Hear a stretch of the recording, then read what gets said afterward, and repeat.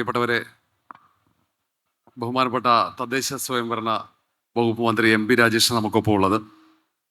ഇന്നൊരു പക്ഷേ ഡിജിറ്റൽ വിപ്ലവത്തിൻ്റെ കാലം, ആ കാലത്ത് ഏറ്റവും പ്രസക്തമായ ഒരു വിഷയത്തിലാണ് മന്ത്രിയുമായുള്ള ഒരു ആശയവിനിമയം നടക്കാൻ പോകുന്നത്. ഡിജിറ്റൽ ഗവേണൻസും സാമൂഹിക നീതിയുമാണ് വിഷയം. ഒരുപക്ഷെ നമ്മൾ ഏറ്റവും കൂടുതൽ ബന്ധപ്പെടുന്ന സ്ഥാപനം തദ്ദേശ സ്വയംഭരണമാണ്. മുനിസിപ്പാലിറ്റിയിലോ കോർപ്പറേഷനിലോ പഞ്ചായത്തിലോ ഒരു വട്ടമെങ്കിലും പോകാത്ത ആരും ഉണ്ടാകില്ല.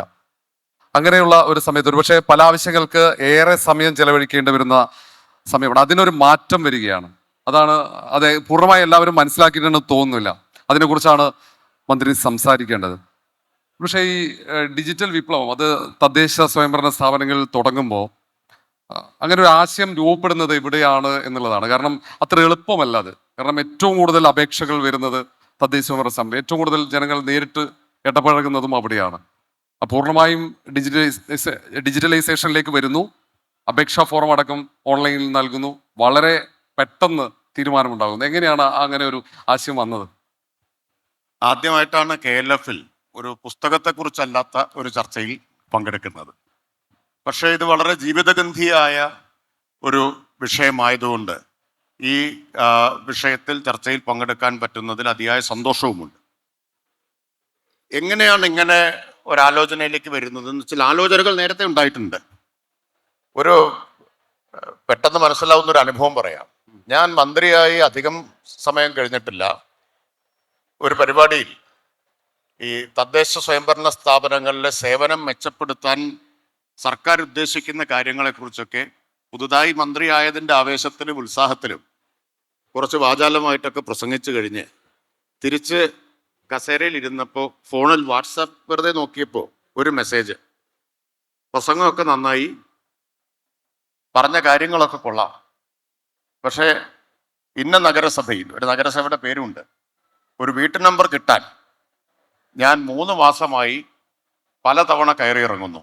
ഓരോ കാരണം പറഞ്ഞ് വൈകിപ്പിക്കുകയാണ്. ഓരോ തവണ അവിടെ നിന്ന് ഇറങ്ങുമ്പോഴും ഒരു പന്നിപ്പടക്കമെങ്കിലും എറിയാനുള്ള ദേഷ്യം എനിക്ക് തോന്നാറുണ്ട് എന്നാണ് മെസ്സേജ്.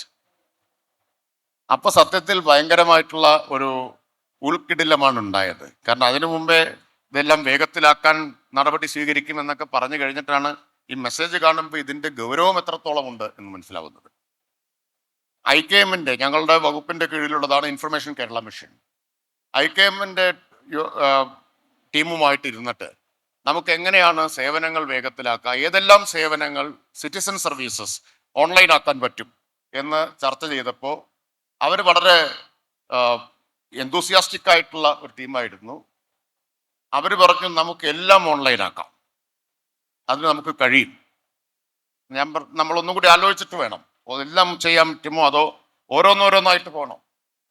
എല്ലാം ചെയ്യാനാവുമെന്ന് ആത്മവിശ്വാസം അവർ പ്രകടിപ്പിച്ചു. അപ്പോൾ ബാക്കി അതിനാവശ്യമായിട്ടുള്ള തീരുമാനങ്ങളിലേക്ക് പിന്നെ കടന്നു. അതിനൊരു ടീമിനെ വിപുലീകരിച്ചു. അതോടൊപ്പം ഫണ്ട് സോഴ്സസ് ഉറപ്പുവരുത്തി. പല സോഴ്സുകളിൽ നിന്നൊക്കെ ആയിട്ടാണ് ഫണ്ട് ഉറപ്പുവരുത്തി. ചില സ്വകാര്യ മേഖലയിൽ നിന്നൊക്കെ ഈ സോഫ്റ്റ്വെയർ ഡെവലപ്പേഴ്സിനെ താൽക്കാലികമായിട്ട് എടുക്കേണ്ടി വന്നു. അതിനുള്ള അനുമതികൾ കൊടുത്തു. പിന്നീട് ഓരോ 15 ദിവസം കൂടുമ്പോഴും മന്ത്രിതലത്തിൽ തന്നെ റിവ്യൂ നടത്തി. ഓരോ 15 ദിവസം കൂടുമ്പോഴും ഒരു ഡെഡ് ലൈൻ നിശ്ചയിച്ചു. 2024 ജനുവരി 1. ഞാൻ അവരോട് പറഞ്ഞത് കേരളം മുഴുവൻ നമുക്ക് ആരംഭിക്കണം. അപ്പോൾ അവർക്കൊരു ആശങ്ക ഉണ്ടായിരുന്നു. അപ്പോൾ അവർ പറഞ്ഞു നമുക്ക് പൈലറ്റായിട്ട് ചെയ്ത് 1-2 തദ്ദേശ സ്ഥാപനത്തിൽ. ഞാൻ പറഞ്ഞു അത് മതിയാവില്ല. അങ്ങനെ ഒരു കോംപ്രമൈസിലെത്തി 2024 ജനുവരി 1 മുതൽ കേരളത്തിലെ മുഴുവൻ നഗരസഭകളിലും നടപ്പാക്കുക. കാരണം 93 എണ്ണാണുള്ളത്. എന്തെങ്കിലും പ്രശ്നങ്ങളുണ്ടെങ്കിൽ നമുക്കത് പരിഹരിച്ച് 941 പഞ്ചായത്തുകളിലേക്ക് കൂടി പോകാം. നടപ്പാക്കി. വളരെ വിജയകരമായിരുന്നു. അത് കഴിഞ്ഞ് 2025 ഏപ്രിൽ 10 മുതൽ കേരളത്തിലെ മുഴുവൻ തദ്ദേശ സ്ഥാപനങ്ങളിലും KSmart എന്ന സോഫ്റ്റ്വെയർ, ഏകീകൃത സോഫ്റ്റ്വെയറും അതിൻ്റെ മൊബൈൽ ആപ്ലിക്കേഷൻ ഉപയോഗിച്ച് സേവനങ്ങൾ ഓൺലൈനാക്കി മാറ്റി. ഇനി ഒറ്റ കണക്കൂടി ഞാൻ പറയാം. KSmart നിലവിൽ വന്ന ശേഷം ഇതുവരെ 84,998 ബിൽഡിംഗ് പെർമിറ്റുകൾ കൊടുത്തു. എല്ലാം കൊടുത്തത് 1 മിനിറ്റിൽ താഴെ സമയം കൊണ്ടാണ്. 3 മാസം കയറി ഇറങ്ങി പന്നിപ്പടക്കം എറിയാൻ തോന്നുന്നു എന്ന് പറഞ്ഞ അവസ്ഥയിൽ നിന്ന് 1 മിനിറ്റിൽ താഴെ സമയം കൊണ്ട് 300 സ്ക്വയർ ഫീറ്റ് വരെയുള്ള കെട്ടിടങ്ങളുടെ കേട്ടോ അതിന് മുകളിലുള്ള കമേഴ്ഷ്യൽ കെട്ടിടങ്ങൾക്ക് സെൽഫ് സർട്ടിഫൈഡ് പെർമിറ്റ് അല്ല. 300 സ്ക്വയർ ഫീറ്റ് വരെ എന്ന് പറഞ്ഞാൽ ഒരു സാധാരണക്കാരൻ പരമാവധി വെക്കുന്ന വീട് എന്ന് പറഞ്ഞാൽ 3000 സ്ക്വയർ ഫീറ്റിൻ്റെതാവും. 300 സ്ക്വയർ മീറ്റർ എന്ന് പറഞ്ഞാൽ 3200ഓളം സ്ക്വയർ ഫീറ്റ് ആണ് വരിക. അപ്പോൾ അത് അവിടെ മാനുവൽ ഇന്റർവെൻഷനേ വരുന്നില്ല. നിങ്ങൾ അപേക്ഷ ഓൺലൈനായിട്ട് സമർപ്പിക്കുന്നു. അപേക്ഷ ചട്ടപ്രകാരമാണോ എന്ന് പരിശോധിക്കുന്നത് സോഫ്റ്റ്വെയറിൽ തന്നെയുള്ള റൂൾ എഞ്ചിനാണ്. ആ റൂൾ എഞ്ചിൻ അത് പരിശോധിക്കുന്നു. ആണെങ്കിൽ സെക്കൻഡുകൾക്കകം അത് അപ്രൂവ് ചെയ്യുന്നു. അവിടെ ഒരാളിരുന്ന്, ഒരു ഉദ്യോഗസ്ഥനിരുന്ന് ഇത് പരിശോധിച്ച് തീരുമാനമാക്കുകയല്ല ചെയ്യുന്നത്, സോഫ്റ്റ്വെയർ തന്നെ ചെയ്യാണ്. ഇത് പലർക്കും മനസ്സിലായിട്ടില്ല. അതുകൊണ്ടാണ് കഴിഞ്ഞ ദിവസം അത് ചോദിക്കാൻ വരുമായിരുന്നു. ഇനിയിപ്പം അങ്ങനെയാണെങ്കിൽ ഈ പഞ്ചായത്തിലേക്കും മുനിസിപ്പാലിറ്റിയിലും പോയി ചെരുപ്പ് തേണ്ടി വരില്ല ഈ വീട് നിർമ്മിക്കുന്നത്. കാരണം വീട് നിർമ്മിക്കുക എന്നത് വലിയൊരു സാഹസമാണ്. കാരണം അതിൻ്റെ നിർമ്മാണത്തിനുള്ള പണം കണ്ടെത്തുന്നതിനേക്കാളും ബുദ്ധിമുട്ട് ഒരുപക്ഷെ പെർമിറ്റ് അല്ലെങ്കിൽ പിന്നീട് അതിൻ്റെ അവസാനം അതിൻ്റെ പൂർത്തിയായി കഴിഞ്ഞാൽ നമ്പറൊക്കെ ലഭിക്കാനുള്ള കാലതാമസം പിന്നാലെ നടക്കണം എന്നുള്ളതാണ്. അപ്പോൾ അങ്ങനെ ബുദ്ധിമുട്ടേണ്ടി വരില്ല. വീടിൻ്റെ പെർമിറ്റ് ഞാൻ പറഞ്ഞില്ലേ, 3200 ചതുരശ്ര അടി വരെയുള്ള വീടിന് അപേക്ഷിച്ചാൽ സെൽഫ് സർട്ടിഫൈഡ് പെർമിറ്റ് ആണ്. നിങ്ങളൊരു സത്യവാങ്മൂലം കൂടി കൂട്ടത്തിൽ വെച്ചാൽ മതി. പ്ലാൻ അനുസരിച്ചാണ് എന്നുള്ളത് ആണോ എന്നത് സിസ്റ്റം പരിശോധിക്കും. 1 മിനിറ്റിനകം പെർമിറ്റ് തരും. ഒക്യുപ്പൻസി പക്ഷെ പ്ലാൻ അനുസരിച്ചാണോ നിർമ്മിച്ചതെന്ന് നോക്കണമെങ്കിൽ പരിശോധന വേണ്ടി വരും. ഫിസിക്കൽ കാരണം പ്ലാൻ ഒന്നും കൺസ്ട്രക്ഷൻ വേറൊന്നും ആണെങ്കിൽ ഒക്യുപ്പൻസിക്ക് പ്രശ്നം വരും. അപ്പൊ അവിടെ ഫിസിക്കൽ വെരിഫിക്കേഷൻ വരും കെട്ടിട നിർമ്മാണം പൂർത്തിയായാൽ. ഇപ്പൊ കഴിഞ്ഞ ദിവസങ്ങളിൽ സാമൂഹ്യ മാധ്യമങ്ങളിൽ വലിയൊരു ട്രോൾ, നേരത്തെ പറഞ്ഞ 9 ലക്ഷം അപേക്ഷകൾ ഏതാണ്ട് 1 മണിക്കൂറിനകം അതെങ്ങനെ തീർപ്പാക്കാൻ പറ്റും എന്ന ഒരു ചോദ്യം, അത് വലിയ ട്രോളായി മാറി. മിനിസ്റ്ററെ ട്രോൾ ചെയ്യുന്നു. എന്താ ആ ട്രോളിന് പിന്നിൽ? ആ ട്രോൾ ചെയ്തവരോട് ഞാൻ നന്ദി രേഖപ്പെടുത്തുകയാണ്. അവരുടെ അജ്ഞതയുടെ പ്രദർശനമാണ് അതിൽ ഉണ്ടായതെങ്കിലും അത് കെ സ്മാർട്ടിന്റെയും കേരളത്തിൽ തദ്ദേശ സ്ഥാപനങ്ങളിൽ ഉണ്ടായ ഡിജിറ്റൽ വിപ്ലവത്തിന്റെയും ഒരു പ്രാധാന്യം എത്രത്തോളം ഉണ്ടെന്ന് ആളുകളിലേക്ക് എത്തിക്കാൻ അത് സഹായിച്ചു. ഞാനൊരു മറുപടി എഴുതിയിരുന്നു. മറുപടി എഴുതിയത്, ഇവർ സ്വയം ട്രോളുകയാണെന്ന് ഇവർ അറിയുന്നില്ലല്ലോ, ഇവരോട് പൊറുക്കണമേ എന്ന് പറഞ്ഞിട്ടാണ് മറുപടി തുടങ്ങുന്നത്. അതായത് ഈ ട്രോളിയവരുടെ ധാരണ എന്താന്ന് വെച്ചാൽ പഴയതുപോലെയാണ്. കാലം മാറിയതറിയാതെ പണ്ട് നിന്ന് അതേ ബസ് സ്റ്റോപ്പിൽ നിൽക്കുകയാണ്. ബസ് മിസ്സായി പോയവരാണ്. അവർ കരുതുന്നത് പഴയതുപോലെ ഫയലുകൾ അലമാറയിൽ പൊടി പിടിച്ച് അട്ടിയായി വെച്ചിരിക്കുകയാണ്.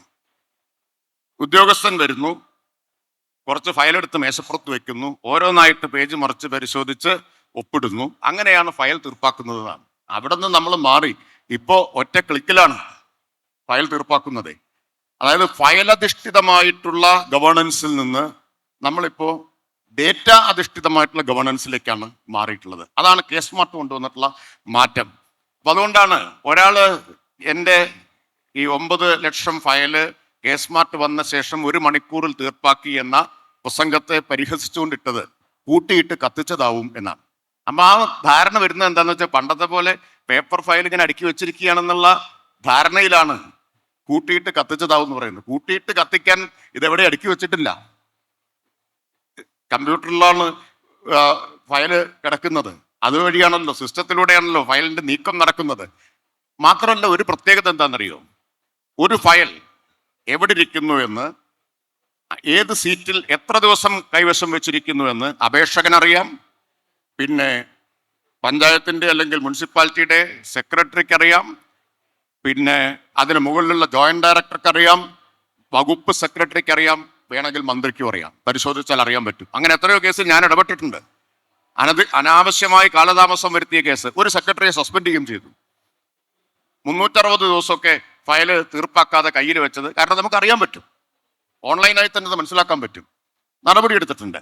അപ്പോൾ ഓരോ സീറ്റിലും അനുവദനീയമായതിൽ കൂടുതൽ കാലതാമസം വരുത്തുന്നുണ്ടോ, കൂടുതൽ ദിവസം കൈവശം വെച്ചിരിക്കുന്നുണ്ടോ തുടങ്ങിയ കാര്യങ്ങൾ റിയൽ ടൈം ആയിട്ട് നമുക്ക് അറിയാൻ കഴിയും. അതുകൊണ്ട് ഇപ്പോൾ ഗവൺമെന്റിന് അടുത്തൊരു പരിഷ്കാരം ഉദ്ദേശിക്കുന്നത്, സേവനാവകാശ നിയമപ്രകാരം അനുവദനീയമായതിൽ കൂടുതൽ സമയം അല്ലെങ്കിൽ ദിവസം ഒരു ഫയൽ കൈവശം വെച്ചിരിക്കുന്ന ഉദ്യോഗസ്ഥർക്ക് കളർ കോഡിംഗ് കൊണ്ടുവരികയാണ്. ചുവപ്പ്, മഞ്ഞ, പച്ച. അപ്പോൾ തുടർച്ചയായിട്ട് ഈ ഫയലുകൾ അനാവശ്യമായിട്ട് കൈവശം വെച്ച് താമസിപ്പിക്കുന്നവർ ചുവപ്പ് കാറ്റഗറിയിൽ വരും. ഇത് കൃത്യമായിട്ട് നീങ്ങുന്നവർ പച്ച. ആ നിലയിൽ ഒരു കളർ കോഡിംഗ് കൊണ്ടുവരാൻ പോവാണ്. അപ്പോൾ കുറെ കൂടി അക്കൗണ്ടബിലിറ്റി നമുക്ക് ഉറപ്പാക്കാൻ കഴിയും, സുതാര്യത ഉറപ്പാക്കാൻ കഴിയും. മറ്റൊന്ന് ഈ വിവാഹമാണ്. വിവാഹ രജിസ്ട്രേഷൻ ഒരുപക്ഷെ കല്യാണം കഴിഞ്ഞാൽ അതും ഒരു ചടങ്ങാ. രജിസ്ട്രേഷൻ രണ്ട് സാക്ഷികൾ. കല്യാണത്തിനേക്കാൾ വലിയ ചടങ്ങാണ്. കല്യാണ ചടങ്ങ് പരമാവധി 1 മണിക്കൂർ കൊണ്ട് തീരും. പക്ഷേ രജിസ്ട്രേഷന്റെ ചടങ്ങെന്ന് പറഞ്ഞാൽ ആഴ്ചകൾ എടുക്കുന്ന ചടങ്ങാണ്. അപ്പൊ ആ വിവാഹ രജിസ്ട്രേഷൻ ചടങ്ങ് മാറി ഓഫീസിലേക്ക് പോകേണ്ട ആവശ്യമില്ല. കാരണം വിവാഹ രജിസ്ട്രേഷന്റെ പ്രാധാന്യം വിദേശത്തേക്ക് പോകുന്ന, പ്രത്യേകിച്ച് ഈ മിഡിൽ ഈസ്റ്റ് അല്ല, അതിനപ്പുറത്തേക്ക് യൂറോപ്യൻ രാജ്യങ്ങളിലേക്കൊക്കെ പോകുന്നവർക്ക് അത് അത്യാവശ്യമാണ്. അപ്പോൾ അത് എത്രത്തോളം വേഗത്തിൽ നടക്കും? എങ്ങനെയാണത്? ഞാൻ ഒരു അനുഭവം പറയാം. അനുഭവങ്ങളിലൂടെ നമുക്ക് പറയുമ്പോഴായിരിക്കും അത് നന്നാവുക. കണക്ക് മാത്രമാവണ്ടല്ലോ. കേരളത്തിൽ കേസ്മാർട്ട് വഴി വീഡിയോ KYC വഴി വിവാഹം രജിസ്റ്റർ ചെയ്യാനുള്ള സൗകര്യം ഏർപ്പെടുത്തി. ഇന്ത്യയിൽ മറ്റൊരു സംസ്ഥാനത്തും ഇല്ല. ലോകത്തെവിടെയാണോ അവിടെ ഇരുന്ന് വിവാഹം രജിസ്റ്റർ ചെയ്യാം. ഭാര്യയും ഭർത്താവും ഒരിടത്ത് തന്നെ ഇരിക്കണമെന്നില്ല. ആ വീഡിയോ KYC വഴി വിവാഹം രജിസ്റ്റർ ചെയ്യാനുള്ള സൗകര്യം വന്ന ശേഷം ആദ്യത്തെ വിവാഹ രജിസ്ട്രേഷൻ നടന്നത് മാനന്തവാടി മുനിസിപ്പാലിറ്റിയിലാണ്. ഭാര്യ മാനന്തവാടിയിൽ താമസിക്കുന്നു, ഭർത്താവ് കാനഡയിലാണ്. കാനഡയിൽ സൂര്യൻ ഉദിച്ചാൽ മാനന്തവാടിയിൽ അസ്തമിക്കും, ഇവിടെ ഉദിച്ചാൽ അവിടെ അസ്തമിക്കും. ഭൂമിയുടെ രണ്ടറ്റത്താണ്. പണ്ടാണെങ്കിൽ വിമാന ടിക്കറ്റ് എടുത്ത് കാനഡയിൽ നിന്ന് ഇവിടെ വന്ന് ആദ്യം മുനിസിപ്പാലിറ്റിയിൽ അപേക്ഷ കൊടുക്കാൻ രണ്ടുപേരും കൂടിയും പോകണം. അപേക്ഷ കൊടുത്താൽ പറയും 2 ദിവസം കഴിഞ്ഞിട്ട് വരും. 2 ദിവസം കഴിഞ്ഞ് വന്നാൽ പറയും നോക്കുന്ന ആൾ എത്തിയിട്ടില്ല, കുറച്ചു നേരം വെയിറ്റ് ചെയ്യും, ഇരിക്കും. ഉച്ചയാവുമ്പോൾ പറയും ഏതായാലും ഉച്ചയായില്ലേ, ഊണ് കഴിച്ചിട്ട് വന്നോളൂ. ഒരു വൈകുന്നേരം ആയാൽ പറയും ഇന്നിനി വരുമെന്ന് തോന്നുന്നില്ല, വീണ്ടും 2 ദിവസം കഴിഞ്ഞ് വരൂ. അടുത്ത ദിവസം ചെല്ലുമ്പോൾ പറയൂ ഇപ്പം ആൾ ഇറങ്ങിയതേ ഉള്ളൂ, ഇനിയിപ്പോൾ ഇന്ന് വരുമോന്നറിയില്ല. ഇങ്ങനെയാണ് പഴയ സംവിധാനം ഉണ്ടായിരുന്നത്. ഇപ്പോഴോ എപ്പോഴാണോ സൗകര്യം അവിടെ ഇരുന്ന്, ഇരിക്കുന്നിടത്തിരുന്ന്, ലോകത്തെവിടെയാണോ അവിടെ ഇരുന്ന് ഓൺലൈനായി അപേക്ഷ കൊടുക്കാം, വിവാഹം രജിസ്റ്റർ ചെയ്യാം. ഇത് അത്ഭുതകരമായ ഒരു മാറ്റമല്ല കേട്ടോ. ഈ വേണമെങ്കിൽ തെളിവ് ഞാൻ പറയാം. ഞാൻ തന്നെയാണ് തെളിവ്. 20 വർഷത്തിന് ശേഷം എൻ്റെ വിവാഹം ഞാൻ കേസ്മാർട്ട് വഴി ഓൺലൈനായിട്ടാണ് രജിസ്റ്റർ ചെയ്തത്. കഴിഞ്ഞ ദീപാവലി ദിവസം പാലക്കാട് ജില്ലയിലെ കാവശ്ശേരി പഞ്ചായത്തിലെ ഒരു വിവാഹ രജിസ്ട്രേഷന്റെ കൗതുകകരമായൊരു വാർത്ത ഉണ്ടായിരുന്നു, വീഡിയോ ഉണ്ടായിരുന്നു. ഞാനത് പങ്കുവെച്ചപ്പോൾ ദശലക്ഷക്കണക്കിന് ആളാണ് ഫേസ്ബുക്കിലും ഇൻസ്റ്റഗ്രാമിലും ആയിട്ട് കണ്ടത്. എന്താ പ്രത്യേകത എന്ന് ചോദിച്ചാൽ, കല്യാണം കഴിഞ്ഞു, പന്തലിൽ നിന്ന് വധൂവരന്മാർ ഓൺലൈൻ ആപ്ലിക്കേഷൻ കൊടുത്തു, പന്തലിൽ വെച്ച് മാരേജ് സർട്ടിഫിക്കറ്റ് ഡൗൺലോഡ് ചെയ്തെടുത്തു.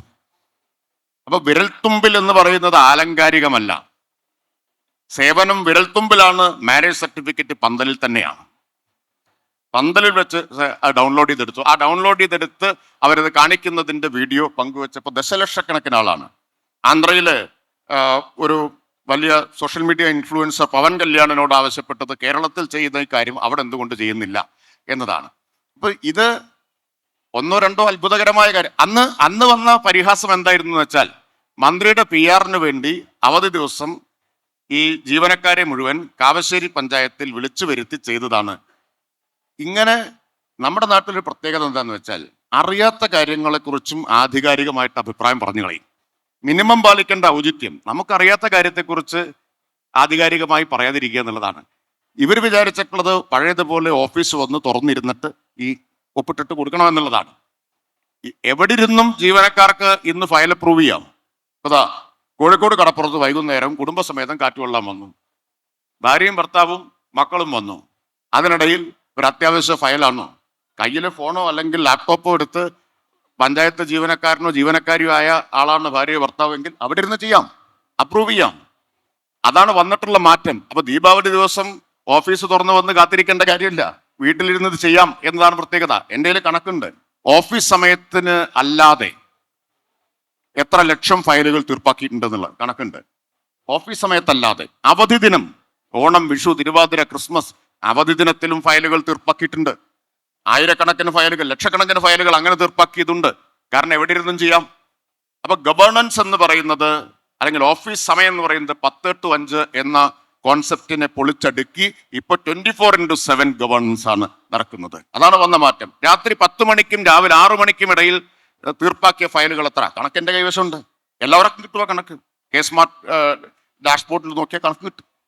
ഈ ഏതാണ്ട് നമ്മുടെ സമയം 5 വർഷം പൂർത്തിയാകുമ്പോഴാണ്. ഈ കാലഘട്ടത്തിനിടയിൽ ഞാൻ നേരത്തെ പറഞ്ഞതുപോലെ ഏറ്റവും കൂടുതൽ ജനങ്ങൾ ബന്ധപ്പെടുന്ന വകുപ്പ് എന്ന നിലയിൽ ഈ കേസ്മാർട്ടൊക്കെ വരുന്നതിന് മുമ്പ് സമാനമായ പരാതികൾ, കാരണം സാധാരണക്കാരാണ് ഏറ്റവും കൂടുതൽ ബന്ധപ്പെടുന്നത്, ഏതെങ്കിലും തരത്തിൽ അങ്ങനെ പരാതികൾ വല്ലാതെ മനസ്സിനെ സ്വാധീനിച്ചതായി പുറത്തെടുക്കാൻ പറ്റുന്നുണ്ടോ? നിരവധി പരാതികൾ ഉണ്ടല്ലോ. നേരത്തെ പറഞ്ഞില്ലേ, ഈ നടന്ന ചെരുപ്പ് തേഞ്ഞു എന്ന പ്രയോഗം പ്രധാനമായിട്ടും ബാധകമായിട്ടുള്ള ഓഫീസുകൾ തദ്ദേശ സ്ഥാപനങ്ങളുടെ ഓഫീസുകളായിരുന്നു. ഏറ്റവും അഴിമതിയുള്ള ഗണത്തിലായിരുന്നു തദ്ദേശ സ്ഥാപനങ്ങളുടെ ഓഫീസ് ഉണ്ടായിരുന്നത്.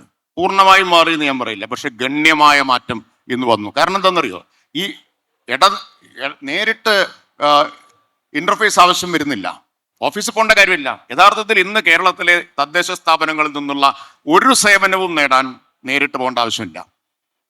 അത് വേണ്ടത്ര പരിചയമില്ലാത്ത ആളുകൾ മാത്രമേ ഇപ്പൊ നേരിട്ട് പോകുന്നുള്ളൂ. ഇപ്പൊ ഞാൻ കഴിഞ്ഞ 2 മാസം മുമ്പ് രാമനാട്ടുകര മുനിസിപ്പൽ ഓഫീസിന്റെ ഉദ്ഘാടനത്തിന് വന്നപ്പോൾ ചെയർപേഴ്സൺ എന്നോട് കുറച്ച് ദുഃഖത്തോടെ പറഞ്ഞത്, സാറേ ഇപ്പോൾ പഴയതുപോലെ ആളുകളൊന്നും മുനിസിപ്പാലിറ്റിയിലേക്ക് വരുന്നില്ല, ഒക്കെ ഓൺലൈനായി പോയതോട് ആരും വരുന്നില്ല. ഞാൻ പറഞ്ഞു, ഒരാളിലും കയറാതാവണം, അതാണ് ഞങ്ങൾ ആഗ്രഹിക്കുന്നത്. സർക്കാർ ആഗ്രഹിക്കുന്നത് മുനിസിപ്പാലിറ്റിയിൽ പഞ്ചായത്തിൽ ഒരാളും നേരിട്ട് വരാൻ ഇടയാവരുത് എന്നതാണ്. വയനാട്ടിലെ അമ്പലവയൽ പഞ്ചായത്തിൽ പോയപ്പോൾ സെക്രട്ടറി പറഞ്ഞു, പണ്ട് വന്നതിന്റെ 1/3 ആള് പോലും ഇപ്പൊ നേരിട്ട് വരുന്നില്ല. എവിടെ? വയനാട്ടിലാണ് എന്ന് ഓർക്കണം. അപ്പോൾ അത് സേവനങ്ങളുടെ വേഗത കൂട്ടി, കാര്യക്ഷമത കൂട്ടി, സുതാര്യത വർദ്ധിപ്പിച്ചു.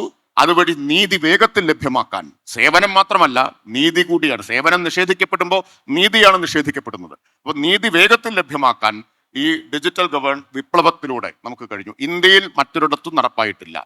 ഇപ്പോ നമ്മുടെ ഈ പറഞ്ഞ കാര്യമറിയാതെ ട്രോളുന്നവരുണ്ടല്ലോ, അവർക്ക് ഒരുപക്ഷെ അവർ പറഞ്ഞേക്കാം എന്തൊരു തള്ളാണ് എന്ന്.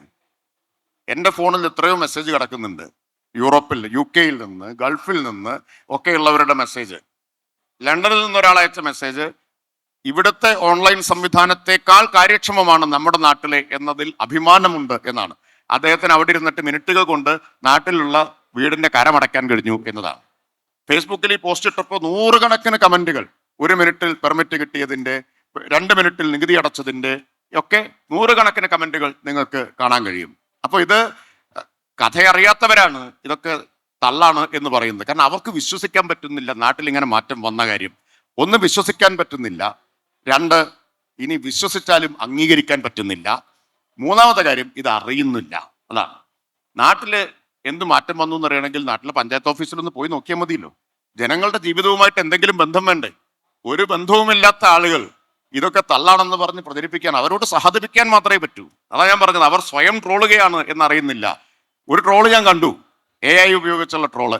അട്ടിയായി വെച്ച ഫയലുകൾ ഞാൻ ഓരോന്നെടുക്കുന്നു, വരച്ച് തള്ളുന്നു, ഇങ്ങനെ എന്നെയാണ് ചിത്രീകരിച്ചിട്ടുള്ളത്. അപ്പൊ അവിടെയാണ് നിൽക്കുന്നത് ഇപ്പോഴും. ഏത് ഫയൽ മേശപ്പുറത്ത് അട്ടിയായി വെച്ച് ഓരോന്നെടുത്ത് തീർപ്പാക്കുന്ന കാലത്താണ് നിൽക്കുന്നത്. ആ കാലത്ത് നിന്ന് മാറ്റം വന്നു എന്നുള്ളത് അവർ തിരിച്ചറിയുന്നില്ല. അത് അവരുടെ പ്രശ്നമാണ്. ഈ ട്രോളിന് പിന്നിലും ഈ വിമർശനത്തിന് പിന്നിലും രാഷ്ട്രീയം ആണോ സംശയിക്കുന്നത്? രാഷ്ട്രീയമുണ്ട്, തീർച്ചയായിട്ടും രാഷ്ട്രീയമുണ്ട്, അജ്ഞതയുണ്ട്, ഇതെല്ലാം ചേർന്നതാണ്. പിന്നെ നേരത്തെ പറഞ്ഞില്ലേ, ഇത് മനസ്സിലാക്കാൻ ശ്രമിക്കാത്ത പ്രശ്നമുണ്ട്, ഇതെല്ലാം ചേർന്നതാണ്. ഇപ്പോൾ ഒരനുഭവം കൂടി ഞാൻ ഓർക്കാൻ, ഈ ഒരു സിസ്റ്റത്തിൽ നിന്ന് മറ്റൊന്നിലേക്ക് മാറുമ്പോഴുള്ള ട്രാൻസിഷൻ കുറച്ച് ആശയക്കുഴപ്പങ്ങൾ ഉണ്ടാവില്ല ഏതാണെങ്കിലും. ഇപ്പൊ കേസ്മാർട്ട് നടപ്പാക്കിയ ഘട്ടത്തിൽ ഇത്തരം ചില ആളുകൾക്ക് ഇത് അറിയില്ല, പുതിയ സംവിധാനമാണ്, ഓൺലൈൻ അപേക്ഷ കൊടുക്കാൻ അറിയില്ല, ഇങ്ങനെയൊക്കെയുള്ള പ്രശ്നങ്ങൾ ജീവനക്കാർക്കും, ഞങ്ങൾ പരിശീലനമൊക്കെ കൊടുത്തിരുന്നെങ്കിലും ജീവനക്കാർക്കും പെട്ടെന്നുള്ളൊരു മാറ്റം വരുന്ന സമയത്ത് കുറച്ചൊരു ബുദ്ധിമുട്ടുകൾ ഉണ്ടാവുമല്ലോ. അന്ന് വലിയ വാർത്തകളായിരുന്നു. ആകെ അവതാളത്തിൽ അനാവശ്യമായൊരു പരിഷ്കാരം സർക്കാർ കൊണ്ടുവന്നു. നേരത്തെ എല്ലാം ഭംഗിയായി നടക്കിയിരുന്നു, മുഴുവൻ യാദൃശ്ചികമായി വന്നതല്ല. നേരത്തെ ചില സേവനങ്ങൾ മാത്രം ചില തദ്ദേശ മുനിസിപ്പാലിറ്റികളിൽ മാത്രം ഓൺലൈനായി കൊടുത്തിരുന്ന ചില സംവിധാനങ്ങൾ ഉണ്ടായിരുന്നു. അവർക്ക് ബിസിനസ് നഷ്ടപ്പെട്ടു, വരുമാനം നഷ്ടപ്പെട്ടു. ഇപ്പൊ ഇവരെല്ലാം കൂടി മാധ്യമങ്ങളിൽ തെറ്റായ വാർത്തകൾ പ്ലാൻ ചെയ്തു. ഇത് നിലനിൽക്കില്ല എന്ന് പ്രവചിച്ചവരുണ്ട്. അകാല ചരമമടയും കേസ്മാർട്ട് എന്ന് പ്രവചിച്ചവരുണ്ട്. ഭയങ്കര നെഗറ്റീവായ വാർത്തകളായിരുന്നു. ആ നെഗറ്റീവായ വാർത്തയൊക്കെ വരുമ്പോൾ എനിക്ക് വിശ്വാസം ഉണ്ടായിരുന്നു. IKM-ലെ കേസ്മാർട്ട് ഡെവലപ്പ് ചെയ്ത മിടുക്കരുടെ ടീമാണ്, അവർക്കും പൂർണ്ണമായ വിശ്വാസം ഉണ്ടായിരുന്നു. ഈ വാർത്തകളെല്ലാം, ഈ പ്രചരണമെല്ലാം തെറ്റാണ് എന്ന് നമുക്ക് അതിവേഗം തെളിയിക്കാൻ കഴിയും എന്ന് അവർ എന്നോട് പറഞ്ഞുകൊണ്ടിരുന്നു. ആ വിശ്വാസം എനിക്കുണ്ടായിരുന്നു. അതിൽ ഞാൻ മറക്കാത്തൊരു തലക്കെട്ടുണ്ട്. എന്താണെന്നറിയോ? തിരുവനന്തപുരത്ത് ഈ സ്മാർട്ട് റോഡിന്റെ നിർമ്മാണത്തിന് വേണ്ടിയിട്ട് റോഡുകൾ പൊളിച്ചിട്ടിരുന്നു. തിരുവനന്തപുരം റോഷിപ്പാലിന് അറിയായിരിക്കുമല്ലോ, അന്ന് കുറച്ച് കാലം അതൊരു വിവാദവും വാർത്തയൊക്കെ ആയിട്ട് ഇങ്ങനെ നിന്നിരുന്നു. റോഡുകളുടെ പണി കുറച്ച് കാലതാമസം വന്നു. അപ്പോൾ റോഡ് പൊളിച്ചിട്ടിരുന്നു. ഒരു ദിവസം ഞാൻ പത്രം നോക്കുമ്പോൾ വലിയ തലക്കെട്ട്, ഈ സ്മാർട്ട് റോഡുകളുടെ നിർമ്മാണത്തിന് വേണ്ടിയാണ് പൊളിച്ചിട്ടുള്ളത്, ഇതോ കെ സ്മാർട്ട് എന്നും ചോദിച്ച് പൊളിഞ്ഞ റോഡുകളുടെ പടം കൊടുത്തിരിക്കുന്നു. ഞാൻ അന്തം വിട്ടു. കെ സ്മാർട്ട് സോഫ്റ്റ്വെയർ ആണ്, റോഡും സോഫ്റ്റ്വെയറും തമ്മിൽ എന്ത് ബന്ധം? കെ സ്മാർട്ട് എന്ത് പഴച്ചു ഈ റോഡ് ഇങ്ങനെ പൊളിച്ചിട്ടതിന്? രണ്ടിലും സ്മാർട്ട് എന്നൊരു വാക്കുണ്ട് എന്നത് മാത്രമാണ് രണ്ടും തമ്മിലുള്ള ബന്ധം. പക്ഷെ അതും കെ സ്മാർട്ടിന്റെ കുഴപ്പമായിട്ട് ചിത്രീകരിച്ച വലിയ തലക്കെട്ട് വരികയുണ്ടായി. അതുപോലെ ഒരു ചൈനീസ് ആപ്പ്, സമാനമായ പേരുള്ള ഒരു ചൈനീസ് ആപ്പ് എടുത്തിട്ട് ഒരു മാധ്യമത്തിൽ വന്ന വാർത്തയാണ്, വീഡിയോ സഹിതമാണ്. ഇത് നോക്കൂ, സർക്കാർ കൊട്ടിഘോഷിച്ചു കൊണ്ടുവന്ന കെ സ്മാർട്ട് പ്രവർത്തനരഹിതമായിരിക്കുന്നു, നിശ്ചലമായിരിക്കുന്നു. നോക്കുമ്പോൾ അതൊരു ചൈനീസ് ആപ്പാണ്, നമ്മുടെ ആ ആപ്ലിക്കേഷനേ അല്ല, ഇതുമായിട്ടൊന്നും ബന്ധമില്ലാത്ത കാര്യമാണ്. ഇതിനെയൊക്കെ അതിജീവിച്ച് ഇപ്പൊ 2 കൊല്ലം കഴിയുമ്പോൾ അത് വിപ്ലവകരമായ ജനജീവിതത്തെ വിപ്ലവകരമായി മാറ്റിമറിച്ച പരിഷ്കാരമായി മാറി എന്ന് മാത്രമല്ല, ദേശീയ തലത്തിൽ അംഗീകരിക്കപ്പെട്ടു. നാഷണൽ അർബൻ ഡിജിറ്റൽ മിഷൻ ഇത് രാജ്യവ്യാപകമായിട്ട് നടപ്പാക്കുന്നതിന് ഉള്ള നടപടികൾ സ്വീകരിച്ചിരിക്കുകയാണ്. കേരളത്തിന്റെ സർക്കാരിന്റെ പൊതുമേഖലാ സ്ഥാപനമായ ഇൻഫർമേഷൻ കേരള മിഷനെ NUDM എംപാനൽ ചെയ്ത ഏജൻസികൾ ഉൾപ്പെടുത്തി എംപാനൽ ചെയ്ത ഏക സർക്കാർ ഏജൻസിയാണിത് എന്ന കാര്യവും ഞാൻ പറയാൻ ആഗ്രഹിക്കുകയാണ്. ഇതുപോലൊരു കാര്യം തദ്ദേശ സ്ഥാപനങ്ങളിലെ സേവനങ്ങൾ ഓൺലൈൻ ആക്കാൻ വേണ്ടിയിട്ട് നേരത്തെ വളരെ പ്രമുഖമായ ഒരു IT കമ്പനി, പേര് ഞാൻ പറയുന്നില്ല, എല്ലാവർക്കും അറിയുന്ന വളരെ പ്രസ്റ്റീജിയസ് ആയിട്ടുള്ള ഒരു IT കമ്പനി ശ്രമിച്ച് പരാജയപ്പെട്ട് തിരിച്ചു പോയിടത്താണ് IKM ഈ വിജയം കൈവരിച്ചത് എന്നുകൂടി ഞാൻ ഓർമ്മിപ്പിക്കുകയാണ്. ഇനി നമുക്ക് ഓഡിയൻസ് ചുരുങ്ങിയ സമയമാണ്, പെട്ടെന്ന് ചോദിക്കാം. എൻ്റെ അമ്മ ഒരു ടീച്ചറാണ് ഗവൺമെൻറ് സ്കൂൾ, എയ്ഡഡ് സ്കൂളിൽ. അപ്പോൾ അവിടെ ഇതേമാതിരി കുറേ സോഫ്റ്റ്വെയർ വന്നിട്ടുണ്ടായിരുന്നു. ആ സമയത്ത് എല്ലാം ഭയങ്കര ഗംഭീരമായിരുന്നു. പക്ഷെ the problem becomes software maintain ചെയ്യുന്നതിൻ്റെ ഒരു പ്രശ്നമുണ്ട്. അവിടെ IT-യിൽ ആരുമില്ല, ടീച്ചർമാർക്ക് ഇത്രേ അറിയുള്ളൂ. ഇപ്പം എല്ലാം പൊടി പിടിച്ച് അത് ഉപയോഗശൂന്യമായി കിടക്കുന്ന ഒരു ഇതാണ്. വെറുതെ ഇപ്പം ആരും അതിന് എക്സ്ട്രാ പൈസ ഗവൺമെൻറ്റിൽ നിന്ന് കിട്ടണമില്ല. അങ്ങനെ ഒരു രീതിയിൽ ഇപ്പോൾ കിടക്കുകയാണ്. ബിക്കോസ് എല്ലാവർക്കും ഇതുണ്ട്. അപ്പോൾ ആ ഒരു മെയിൻറ്റെയിനിങ് എന്ന് പറഞ്ഞിട്ടുള്ള ഒരു വലിയൊരു പ്രശ്നം ഉണ്ടല്ലോ, അതിനെ എന്താണ്, അതിനെങ്ങനെയാണ് ആലോചിക്കുന്നത്? IKM ആണ് സോഫ്റ്റ്വെയർ വികസിപ്പിച്ചത്, IKM തന്നെയാണ് ഇത് മെയിൻറ്റെയിൻ ചെയ്യുന്നതും. മെയിൻറ്റെയിൻ ചെയ്യാനുള്ള ചുമതലയും അവർക്കാണ്. IKM-നെ അതിന് സജ്ജമാക്കും സർക്കാർ, സജ്ജമാണ്. അത് തുടർച്ചയായിട്ട് IKM-ന് അത് ചെയ്യാൻ കഴിയുമെന്ന് ഉറപ്പുവരുത്തും. അതിനാവശ്യമായിട്ട് എല്ലാ പിന്തുണയും ഗവൺമെൻറ് കൊടുക്കും. ഞാനതാ പറഞ്ഞത്, പ്രമുഖമായ IT കമ്പനികൾക്ക് സാധിക്കാത്ത നേട്ടം IKM-ന് കഴിഞ്ഞു.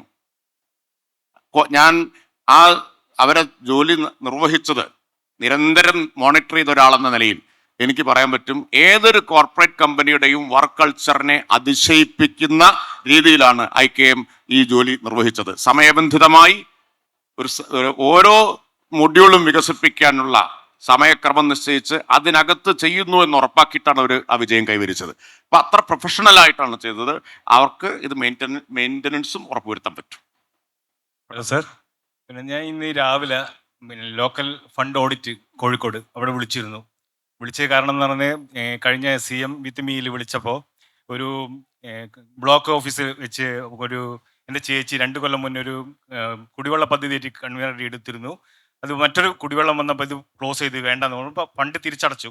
ഈ ഫണ്ട് എവിടെ എത്തിയെന്ന് അറിയാൻ വേണ്ടി ഒരു സ്റ്റാറ്റസ് അറിയാൻ വേണ്ടിയിട്ട് വിളിച്ചപ്പോൾ അവർ പറഞ്ഞു ഈ മാസം 31 അതുവരെ അവർ ക്യാമ്പിലാണ്, ഇനി ഫെബ്രുവരി ഫസ്റ്റ് വീക്ക് നിങ്ങൾ വന്നാൽ മതിയെന്ന്.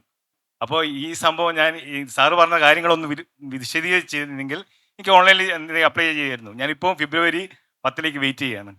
അതെന്താണ് ചെയ്യേണ്ടത്? അതിൽ ഈ 2 തരത്തിലുള്ള അപ്രൂവൽ ഉണ്ട് കെ സ്മാർട്ടിൽ. ഒന്ന് സിസ്റ്റം ജനറേറ്റഡ് ആണ്. ഞാൻ നേരത്തെ പറഞ്ഞു 300 സ്ക്വയർ മീറ്റർ വരെയുള്ള കെട്ടിടങ്ങൾ, റെസിഡൻഷ്യൽ ബിൽഡിങ്, അതിന് ഹ്യൂമൻ ഇൻ്റർവെൻഷൻ ഇല്ല. നിങ്ങൾ അപേക്ഷ കൊടുത്താൽ സിസ്റ്റം പരിശോധിക്കുന്നു, ചട്ടപ്രകാരമാണെങ്കിൽ സിസ്റ്റം തന്നെ അപ്രൂവ് ചെയ്യുന്നു. സർട്ടിഫിക്കറ്റ് നിങ്ങൾക്ക് ഡൗൺലോഡ് ചെയ്തെടുക്കാം. അതാണ് ഒന്ന്. പക്ഷെ ബർത്ത് സർട്ടിഫിക്കറ്റോ ഡെത്ത് സർട്ടിഫിക്കറ്റോ അതുപോലുള്ള കാര്യങ്ങളോ അങ്ങനെയല്ല, ഒരു അപ്രൂവൽ ആവശ്യമാണ്. അവിടെയാണ് നേരത്തെ പറഞ്ഞ പ്രശ്നം വരുന്നത്. ചില ജീവനക്കാർ കാലതാമസം വരുത്തും. ചിലർ ബോധപൂർവമായിട്ട് വരുത്തുന്നവരുണ്ട്, ബോധപൂർവമല്ലാതെ വരുത്തുന്നവരുണ്ട്. കെ സ്മാർട്ട് വന്നപ്പോൾ ഉണ്ടായ ഒരു അനുഭവം ഞാൻ പറയാം. കേരളത്തിൽ വളരെ അഴിമതിക്ക് കുപ്രസിദ്ധമായൊരു നഗരസഭയിൽ കെട്ടിടം പൊളിക്കാൻ, സ്വന്തം കെട്ടിടം പൊളിക്കാൻ ഡിമോളിഷൻ ഒരാൾ അപേക്ഷ കൊടുത്തു. കേസ്മാർട്ടിൽ അപേക്ഷ കൊടുത്തു. യഥാർത്ഥത്തിൽ ചട്ടപ്രകാരം അതിന് പെർമിഷൻ ആവശ്യമില്ല, ഇൻറ്റിമേഷൻ മതി. പക്ഷെ എന്ത് ചെയ്തു എന്ന് വെച്ചാൽ കേസ്മാർട്ടിൽ കൊടുത്ത അപേക്ഷയിലെ ഫോൺ നമ്പർ എടുത്ത് അവിടുത്തെ ഒരു ഉദ്യോഗസ്ഥ വിളിച്ചു. എന്നിട്ട് പറഞ്ഞു, കേസ്മാർട്ടൊക്കെ ആകെ കുഴപ്പമാണ്, ഇതിൽ അപേക്ഷിച്ച് കാത്തിരുന്നാലൊന്നും നിങ്ങൾക്ക് അനുമതി കിട്ടാൻ പോകുന്നില്ല, അതുകൊണ്ട് നേരിട്ട് വന്ന് ഒരു അപേക്ഷ തരണം. നേരിട്ട് ആൾ വരാതിരിക്കാനാണ് നമ്മൾ സേവനം ഓൺലൈൻ ആക്കുന്നത്. വിളിച്ചു വരുത്തി, ഒരു തവണയല്ല 4 തവണ നടത്തി. അപ്പോൾ പരാതി എൻ്റെ അടുത്തെത്തി. എൻ്റെ ഓഫീസിൽ നിന്ന് അന്വേഷണം പോയ ഉടൻ പറഞ്ഞു അയാൾക്ക് അനുമതിയുടെ ആവശ്യമില്ല. അയാളെ വിളിച്ച് പറഞ്ഞു, നിങ്ങൾക്ക് ചെയ്യാം, ഇൻറ്റിമേഷനെ വേണ്ടു, അത് എനിക്ക് അബദ്ധം പറ്റിയതാണ്. അബദ്ധമായിരുന്നില്ല, 4 തവണ വരുത്തിയത് വെറുതെ വരുത്തിയതല്ല. അവസാനം സഹികെട്ടിട്ട് കാര്യം നടന്നു കിട്ടാൻ ഇയാൾ എന്തെങ്കിലും കൊടുക്കുമെന്ന് പ്രതീക്ഷിച്ചിട്ടായിരിക്കണം. അപ്പോൾ വെള്ളക്കടലാസിൽ അപേക്ഷ എഴുതി വാങ്ങുകയാണ് ഒരു കാര്യമില്ലാത്ത ഒരാവശ്യത്തിന്. അങ്ങനെയുള്ള പല കേസും ശ്രദ്ധ വന്നിട്ടുണ്ട്. ഇതാണോ എന്നുള്ളത് എനിക്കറിയില്ല. ഇനി ക്യാമ്പിലാണെങ്കിൽ തന്നെ ഈ വിവരം നിങ്ങൾക്ക് എടുത്തു തരാവുന്നതേ ഉള്ളൂ. അതാ ഞാൻ പറഞ്ഞത്, എവിടെ ഇരുന്നിട്ടും ഇപ്പോൾ ഫയൽ ആക്സസ് ചെയ്യാൻ പറ്റും എന്നത്. കേരളത്തിൽ ഇപ്പോഴോ 993 സേവനങ്ങൾ മറ്റ് വകുപ്പുകളുടെ ഞാൻ പറഞ്ഞത്. കേസ്മാർട്ട് തദ്ദേശ വകുപ്പിൻ്റെതാണ്, പൂർണ്ണമായും ഓൺലൈനിലാണ്. ഒരാളും നേരിട്ട് പോകേണ്ട കാര്യമില്ല. ലോകത്തെവിടെ ഇരുന്നും സേവനങ്ങൾ നേടാം, വിരൽ തുമ്പിലാണ്. ഇനി മറ്റ് വകുപ്പുകളുടെ എടുത്താൽ 993 സേവനങ്ങൾ ഓൺലൈനായിട്ട് മാറിക്കഴിഞ്ഞിട്ടുണ്ട്. ഇപ്പോൾ ഒരു ഉദാഹരണം ഞാൻ പറയാം. മുഖ്യമന്ത്രിയുടെ ദുരിതാശ്വാസ നിധി പണ്ട് എങ്ങനെയാണ്? പണ്ട് MLA യുടെ അടുത്ത് പോകണം, MLA ശുപാർശക്കത്ത് എഴുതണം, എന്നിട്ട് അത് പിൻ ചെയ്ത് ഇത് കൊണ്ടുപോയി തിരുവനന്തപുരത്ത് MLA കൊണ്ടേ കൊടുത്ത് പിന്നെ ഇത് പരിശോധിച്ച് പാസ്സായാൽ MLAക്ക് ഒരു കത്ത് വരും. MLA വഴിയാണ്. ഇപ്പോൾ ഒരാളെയും കാണാൻ പോകേണ്ട കാര്യമില്ല. ഓൺലൈൻ അപേക്ഷ കൊടുക്കുക, തീരുമാനമായാൽ ഓൺലൈൻ നിങ്ങളുടെ ബാങ്ക് അക്കൗണ്ടിലേക്ക് പൈസ വരികയാണ്. ഇത് ഈ മാറ്റം വന്നിട്ടുണ്ട്. 993 സേവനങ്ങൾ ഓൺലൈനായി മാറിക്കഴിഞ്ഞിട്ടുണ്ട്. ഇപ്പോൾ തദ്ദേശ വകുപ്പിൻ്റെ കാര്യം എനിക്ക് ആധികാരികമായിട്ട് പറയാൻ പറ്റും. അതാ ഞാൻ പറഞ്ഞത്, ഫയൽ അധിഷ്ഠിതമായിട്ടുള്ള ഗവേണൻസിൽ നിന്ന് ഡേറ്റ അധിഷ്ഠിതമായിട്ടുള്ളതിലേക്ക് മാറ്റി, സിറ്റിസൺ സെൻട്രിക്കായി മാറി. ഇനി നമ്മൾ ഉദ്ദേശിക്കുന്നത് എന്താ അറിയോ? പ്രെഡിക്റ്റീവ് ഗവേണൻസ് എന്നതാണ്. അതായത് ഇപ്പോൾ 10ാം ക്ലാസ് പഠിക്കുന്ന ഒരു കുട്ടിക്ക് SSLC പരീക്ഷ കഴിഞ്ഞാൽ അടുത്ത +1 മറ്റോ ചേരുമ്പോൾ ഇൻകം സർട്ടിഫിക്കറ്റ് ആവശ്യമായിട്ട് വരും. അപ്പോൾ ഇൻകം സർട്ടിഫിക്കറ്റ് അപേക്ഷിക്കാതെ തന്നെ കിട്ടുന്ന നിലയിലുള്ള, മനസ്സിലായില്ല, ഇന്ന കാര്യങ്ങൾ ഒരു പൗരന് ഇന്ന സേവനം ആവശ്യമായി വരുമെന്ന് മുൻകൂട്ടി കണക്കാക്കി സിസ്റ്റം ആ സേവനം അങ്ങോട്ട് എത്തിച്ചു കൊടുക്കുന്ന പ്രൊഡക്റ്റീവ് ഗവേണൻസ്. അടുത്ത ഘട്ടം അതാണ്. അതിലേക്കാണ് നമ്മൾ ചുവടുവെക്കാൻ ശ്രമിക്കുന്നത്. അപ്പോൾ ഇപ്പോൾ അതിദാരിദ്ര്യ നിർമ്മാർജ്ജനം നമ്മൾ നടത്തിയല്ലോ, അതിൻ്റെ ഒരു പ്രത്യേകത എന്തായിരുന്നു? ആരും ഇങ്ങോട്ട് അപേക്ഷ തന്ന് അതിദാരിദ്ര്യ നിർമ്മാർജ്ജന പദ്ധതിയുടെ ഗുണഭോക്താക്കളാക്കിയതല്ല. സിസ്റ്റം അങ്ങോട്ട് ചെന്ന് കണ്ടെത്തുകയാണ് ചെയ്തത്. അതൊരു വലിയ എലോബറേറ്റ് പ്രോസസ്സിലൂടെ ആയിരുന്നു. ഇനി ഏതൊരു സേവനത്തിൻ്റെയും കാര്യത്തിൽ ഈ പറഞ്ഞതുപോലെ ഇപ്പോൾ ഓരോ പൗരനും ആവശ്യമായി വരുന്ന സേവനം, നിർബന്ധമായിട്ടും കിട്ടേണ്ട ഒരു സേവനം, അതിന് ഓൺലൈനിൽ പോലും അപേക്ഷ കൊടുക്കാതെ അവർക്ക് ലഭ്യമാവുന്ന നിലയിലേക്ക് മാറണം. അടുത്ത ഘട്ടം അതാണ്. ഇത്രത്തോളം നമുക്ക് മാറാൻ കഴിയുമെങ്കിൽ ആ ഘട്ടത്തിലേക്ക് നമുക്ക് എത്താൻ പറ്റും. നമുക്ക് അനുവദിച്ച സമയം ഇവിടെ ഒരു ചോദ്യം കൂടി ഉണ്ട്. തദ്ദേശ സ്വയംഭരണ സ്ഥാപനത്തിലെ സേവനങ്ങൾ 24x7 മണിക്കൂർ ആയിട്ട് വികസിപ്പിച്ചിട്ടുണ്ട് എന്ന് പറഞ്ഞു. അപ്പോൾ ഇത് എൻ്റെ അറിവിൽ ഇതുവരെ അത് ഷിഫ്റ്റ് ബേസിലല്ല ആൾക്കാർ ജോലി ചെയ്യുന്നതെന്നാണ്. 10 to 5 വരെയാണ് ഓഫീസ് ജോലി. അതിനുശേഷമുള്ള ഈ സേവനങ്ങൾ തൊഴിലാളികൾ തന്നെയാണോ ചെയ്യുന്നത്, അതോ ഏതെങ്കിലും സിസ്റ്റം ജനറേറ്റഡ് ആയിട്ടാണോ? തൊഴിലാളികളാണ് ചെയ്യുന്നതെങ്കിൽ അത് തൊഴിലാളി വിരുദ്ധമായ ഒരു നയമല്ലേ? ഞാൻ ഈ പറഞ്ഞതിൽ ഇക്കാര്യമൊക്കെ വ്യക്തമായിരുന്നു. ശ്രദ്ധിച്ചിരുന്ന ആളുകൾക്കെല്ലാം ഇനി ബോറടിക്കും ഇതാദ്യം പറഞ്ഞാൽ. ശ്രദ്ധിച്ചിരുന്ന എല്ലാവർക്കും ഇത് ബോറടിക്കും. കാരണം ഞാൻ എന്താ ഉദ്ദേശിച്ചത്? 10 to 5 ഓഫീസിലിരുന്ന് മാത്രമല്ല ഇന്ന് ഫയൽ നോക്കാൻ കഴിയുക. എപ്പോഴും ഫയൽ നോക്കാം. അവരവരുടെ സൗകര്യമനുസരിച്ച് ഏത് സമയത്തും ഫയൽ നോക്കാം. ദീപാവലിക്ക് കല്യാണ സർട്ടിഫിക്കറ്റ് കൊടുത്ത കഥയൊക്കെ ഞാൻ പറഞ്ഞു. ഇനി ആദ്യം പറയണോ ഇതൊക്കെ? തൊഴിലാളി വിരുദ്ധമല്ല, അവർക്ക് കൂടുതൽ അനായാസമായി മാറുകയാണ് ചെയ്യുന്നത്. അവരുടെ ജോലി അവർക്ക് അവർക്ക് സൗകര്യമുള്ള സമയത്ത് ചെയ്യാൻ, അതാണ്. അല്ലാണ്ട് 5 മണി മുതൽ രാവിലെ 10 മണി വരെ ജോലി ചെയ്യണമെന്ന് നിഷ്കർഷിച്ചിട്ടില്ല, അടിച്ചേൽപ്പിച്ചിട്ടില്ല. അവർക്ക് അവരുടെ ഫയല് തീർക്കാൻ, ജോലി തീർക്കാൻ ഏത് സമയവും പറ്റും എന്നതാണ് പ്രത്യേകത. ഈ കെസ്മാർട്ടുമായി ബന്ധപ്പെട്ട ഈ തീരുമാനങ്ങളും ആ പദ്ധതി എത്രത്തോളം ജനങ്ങൾക്ക് ഉപകാരപ്രദം എന്നതിനെ കുറിച്ച് എനിക്ക് തോന്നുന്നു ഏതാണ്ട് ഒരു 3.5 മിനിറ്റെങ്കിലും ദൈർഘ്യമുള്ള ഒരു വാർത്ത കൃത്യമായി ആ സമയത്ത് നമ്മുടെ ലേഖകൻ കെസ്മാർട്ടിൽ അവിടെ ഓഫീസിൽ പോയി വിശദമായി അതിന്റെ പ്രവർത്തനം എങ്ങനെയാണെന്ന് വാർത്ത ചെയ്തിരുന്നു. അത് എല്ലാവരും കണ്ടോ എന്നുള്ളതാണ്. ഞങ്ങൾ കൃത്യമായി ജനങ്ങളിലേക്ക് എത്തിക്കാൻ ശ്രമിച്ചിരുന്നു. നമുക്ക് ഈ സമയം എല്ലാ വാർത്തകളും കൊണ്ടുപോകണ്ടേ, അപ്പം അതുകൊണ്ട് തന്നെ പരിമിതിയുണ്ട്. എന്നാൽ പോലും ആദ്യഘട്ടത്തിൽ തന്നെ ഈ വിഷയം ജനങ്ങളിലേക്ക് എത്തിക്കാൻ ഞങ്ങൾ ശ്രമിച്ചു. എനിക്ക് ഒരുപക്ഷെ മന്ത്രിയുടെ ശ്രദ്ധയിൽ അത് പെട്ടിട്ടുണ്ടാവുമെന്ന് കരുതുന്നു. ഏതായാലും സമയം വല്ലാതെ വൈകിയെന്ന് ഇതിന്റെ പ്രോഗ്രാമിന്റെ മാനേജർ പറയാണ്. ഒരുപക്ഷെ ഇങ്ങനെ ഒരു ലിറ്ററേച്ചർ ഫെസ്റ്റിവലിൽ മന്ത്രി എത്തുമ്പോൾ എല്ലാവരും പ്രതീക്ഷിക്കുന്നുണ്ടാവുക മന്ത്രി നല്ല വായനക്കാരനാണ്, അതിനുപുറത്തേക്ക് നിയമസഭ എല്ലാവർക്കും വേണ്ടി തുറന്നു കൊടുക്കുന്ന ഒരു വലിയൊരു ലിറ്ററേച്ചർ ഫെസ്റ്റിവലിന് തീരുമാനമെടുത്ത ആൾ കൂടി. അന്ന് അങ്ങ് സ്പീക്കറായിരുന്നു. പക്ഷെ ഇവിടെ എത്തിയപ്പോൾ മറ്റു വിഷയമായി പോയി. ഏതായാലും അടുത്ത തവണ നമുക്ക് പുസ്തകത്തെക്കുറിച്ചും സാംസ്കാരിക ലോകത്തെക്കുറിച്ചും സംസാരിക്കാനുള്ള ഞാൻ അവസരം. പറഞ്ഞല്ലോ, പുസ്തകത്തെ പോലെയോ അതിനേക്കാൾ കൂടുതലോ ജീവിതഗന്ധിയായ ഒരു വിഷയമാണ്. അതുകൊണ്ട് എനിക്കതിൽ പരാതിയോ നിരാശയോ ഇല്ല. അപ്പം എല്ലാവർക്കും നന്ദി. ഈ പരിപാടിയോട് താങ്ക് യു.